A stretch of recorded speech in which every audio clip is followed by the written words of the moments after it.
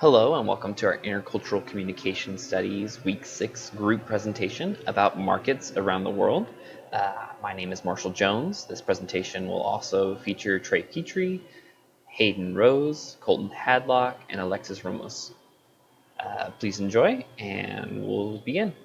La Boqueria Food Market in Barcelona, Spain. La Boqueria, one of the largest food markets in Europe.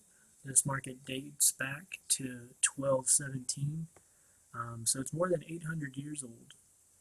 The La Boqueria came from the word boque, which means goat, the most popular meat sold there at the time. Fruits and vegetables were not sold at La Boqueria until 1861. Other facts, in the 19th century, vendors often gave customers a flower along with their purchase. Gas lights glowed the market for the first time in the late 19th century. In 2005, the World Congress of Public Markets voted La Boqueria the world's best market. The market includes a cooking classroom where residents can learn new culinary skills and recipes. In the market, there are many things. There's shops, there's restaurants, there's bars, um, fruit stalls, vegetable stalls, meat stalls. It's an open air market and there's plenty of things for everybody. So nobody is left out. Tips on when you visit La Boqueria. It is worth aiming to get to the Boqueria in the morning, preferably before 2 p.m., as this is when the market is really in full swing. If you're in the search for a quick, cheap, and quality snack during your visit to the Boqueria, head down to the center of the market.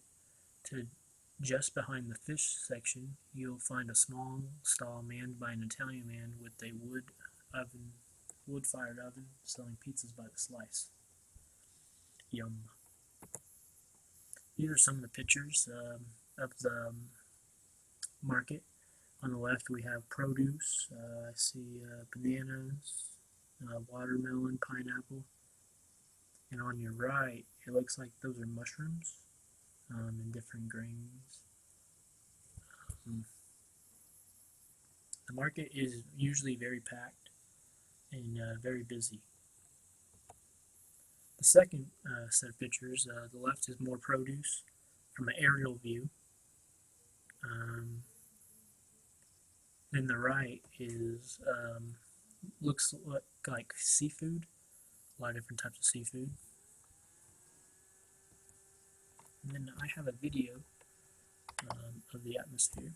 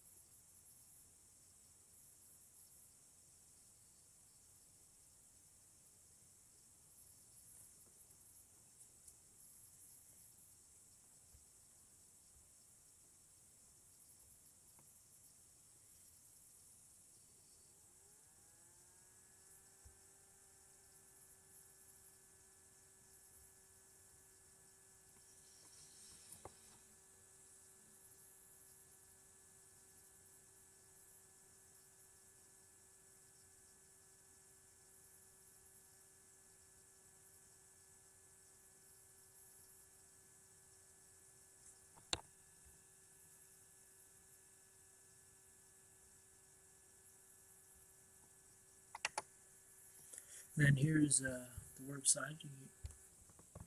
Thank you.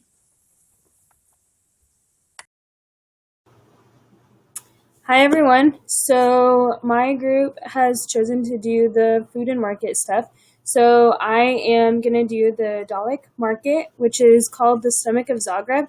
It's actually found in Zagreb, Croatia, which is the capital of Croatia.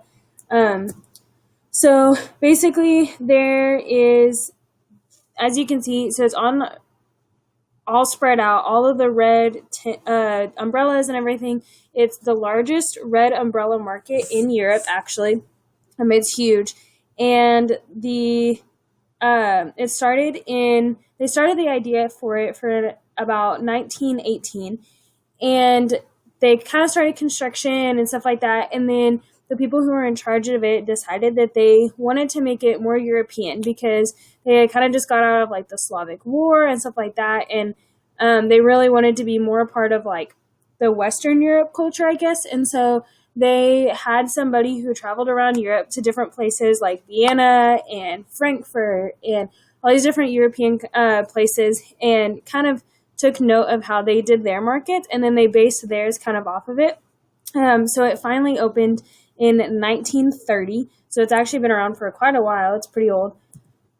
So it's on in Zagreb. There's like a lot of different levels for different for all the different places around the city, and so this one is actually kind of, it looks like it's on a rooftop, but it's kind of just on like a elevated place, I guess, and so it's on this elevated thing. There's actually 2 levels for it. So the first level up here in the picture that's shown, that's the top one. That's the one you saw the aerial view from, and that is where all like the fruits and vegetables and stuff like that are, but there's also vendors that bring in like handmade stuff, so like those little puppets that are hanging there. There's also all kinds of like instruments and just different things, so they trade. Like you can do bargaining and all kinds of stuff. Like you can get some really cool souvenirs here. And then this is the underground, like they call it the underground, but it's actually street level. But it's like an indoor market, and this is where you can get like bakery goods and fish, like you can see the lady over there, and then there's like all kinds of meat. So basically the stuff that's like kept cold and needs to be like in a confined space is basically what goes in here, because there's also places to like kind of do a little bit of cooking and stuff like that, because people will make like different meats and stuff like that to sell like already ready to eat, and so that's what this is for. So this is what this is another section of it. This is along the walkway, kind of on the right side of this picture where all those gray pillars are. That's actually the entrance to the underground portion of it. And this right here with all the yellow tints, this is where all the flowers are sold. So there's basically 2 levels, but then there's also 3 sections. So there's like the fresh fruits and vegetables with the trading goods, like homemade goods. And then there's the fish and meat. And then there's this section, which is all the flowers and everything like that. So basically, that's just kind of like what's going on. It, like I said, it's the largest red umbrella market in Europe, and they chose the color red mainly just because it stood out, like it was just there. They liked the way they looked, and so all of the vendors have their own red umbrellas that they bring with them. They come all the time. It's open every day of the week until from about, I think, 5:30 in the morning, which is super early, till 3 in the afternoon, Monday through Friday, and then Sunday and Saturday they're open until 1. So they're there every single day, which is also kind of unique for a European market, because a lot of European markets are only open like a certain couple days a week or something. So like in Frankfurt, like theirs is only open on Tuesdays and Fridays. But this one is actually open every single day of the week. They sell, pretty much every vendor shows up. They come from all across Croatia, a couple other surrounding countries, just all over the place. In the picture there, that's the largest cathedral in Zagreb. That's right behind it. There's like a march that goes on every day, I think at 2 o'clock. And so there's like a march of the guards that passes the market. So if you're like in the market and stuff like that, they'll march to the cathedral and then walk around and come back. So you can actually see that if you're there in the afternoons at the right time. So yeah, I hope you learned a lot about this market. So just some sites that I used. So yeah, thanks. Okay, so our next market is the Futian Market in Yiwu, China. Here's a picture of one of the aisles or hallways in the market. As you can see, it's very heavily crowded with various cheap goods. We'll talk more about this here in a minute. A little bit of history about it. It was started in the 1970s with Deng Xiaoping. I think that's how it's pronounced. Forgive me if I pronounced it wrong. And him sort of bringing capitalism, opening China up more to capitalism. This area, Yiwu, had always been somewhat of an exporter of goods, and villagers spent a lot of their life savings to purchase cheap factory equipment in order to manufacture easy-to-make items, such as playing cards or Christmas decorations, wooden toys. A lot of the stuff that we find at the dollar store actually comes from the Futian market wholesale. There's a lot of international buyers and traders that show up there to purchase items in bulk. Some facts about the market is the world's biggest wholesale market at about 43 million square feet and is 10 times the size of the Mall of America. This is one of the shops right here where you can see all variety of different kinds of Santas, and then you see a lady sitting there in the middle of all of it. A lot of the markets are shaped like this, just tiny little markets, and you don't really go into this market to buy one item. Most people who are shopping there are going to come in and say, I want 1,000 of these Santas or these water bottles or whatever it is that is being sold in this market. Looking to the future with the Futian market and Yiwu, China is evolving, and as it becomes more of a global power, workers have kind of developed less of a desire to work at such a low pay. China also doesn't really love the thought of being the world's factory for cheap goods. Furthermore, Yiwu is kind of a city that has grown far too quickly. Infrastructure has not been able to keep up with the growing buildings. Oftentimes you'll have roads, or you won't have roads where they're needed to get to larger buildings. The market actually consists of many different buildings within a small area and continues to this day to be a large supplier of many of the dollar store items that we have. Hello, this is Colton Hadlock, and as you can see, I'm doing mine over Camden Market in London, England, and let's get started. So a little something about Camden. It's just outside of London. It was established in 1974, so not necessarily a whole lot of rich tradition, so to speak, but it's something that has really taken off since 1974.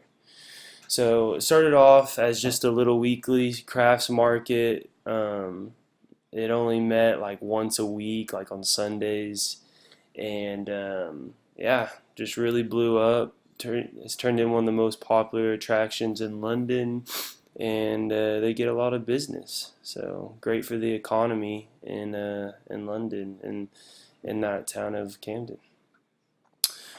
Just some features. One of the things that really sticks out about it to me is the canal. It's really unique and just real traditional. It kind of holds some rich history and means a lot to the people who live there. And it's a pretty neat looking canal.